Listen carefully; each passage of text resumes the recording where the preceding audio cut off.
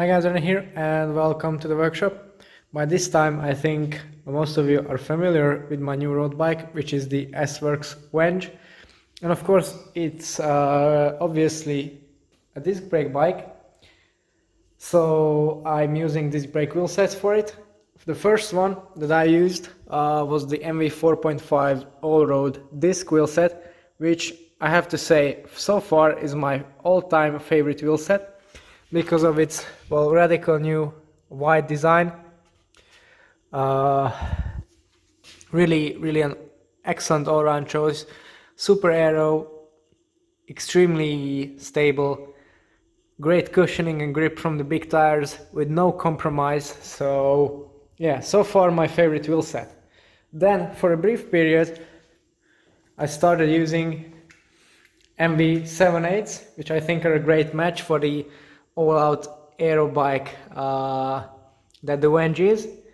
But then I couldn't really spend too much time on them because a customer wanted them quickly, so I sold him my own pair. But now I have these back again. This is a brand new pair with carbon TI hubs, like all of my other Enve wheel sets. A lot of you have been asking why am I choosing this hub set, but I decided to talk about that more in a separate video.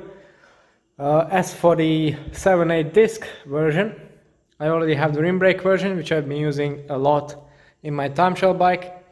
From testing we know that it's one of the fastest wheel sets around, and the disc version is even faster because it can benefit from omitting the brake surface, as you can see, which in turn makes the disc brake equivalents of the rims lighter and more aerodynamic because they can use more curvature all the way up to the tire.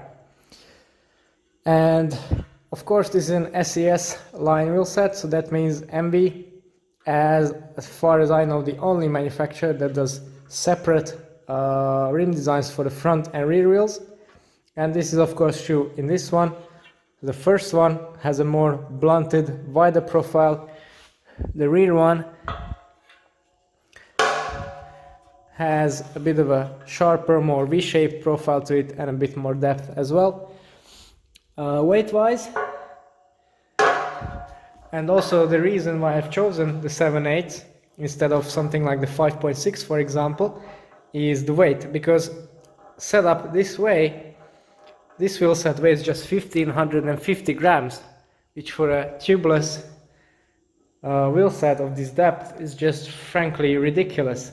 And yeah, most all-around wheel sets weigh that much, and here you get an extreme aero advantage as well compared to lightweight climbing wheels. So really there's no reason not to choose them, for me at least. I don't need anything shallower, and it's also because of the excellent crosswind stability that I've experienced with also this wheel set previously and rim brake equivalent.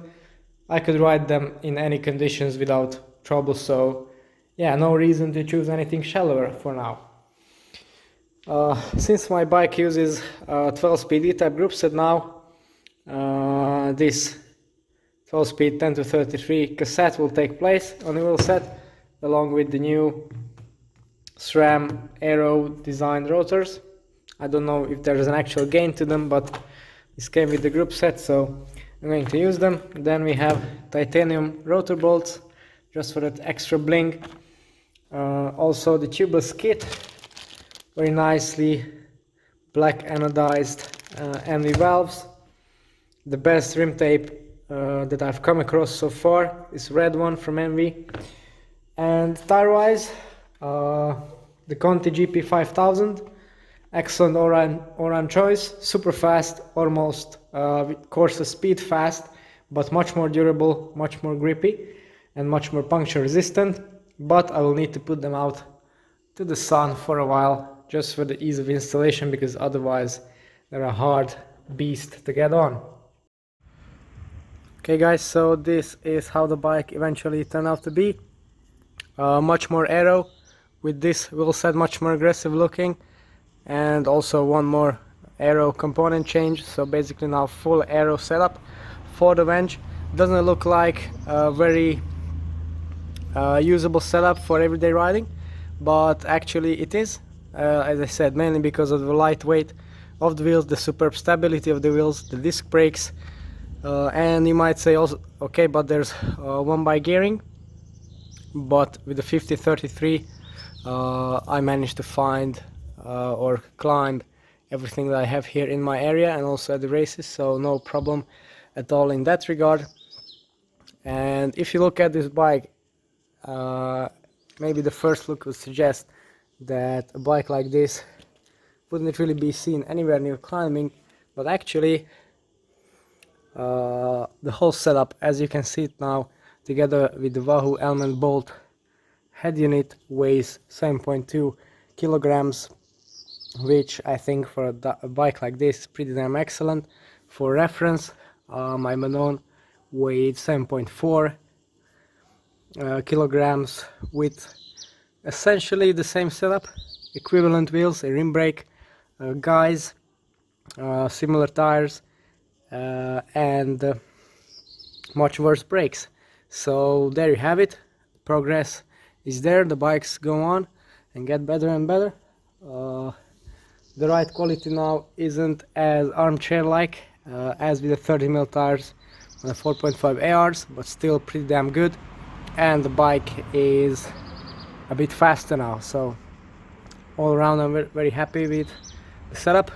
I'll bring you some more information about the frame set and an upcoming review. I already have more than 2000 kilometers on it, so soon I'll be ready to give you the final verdict on this bike.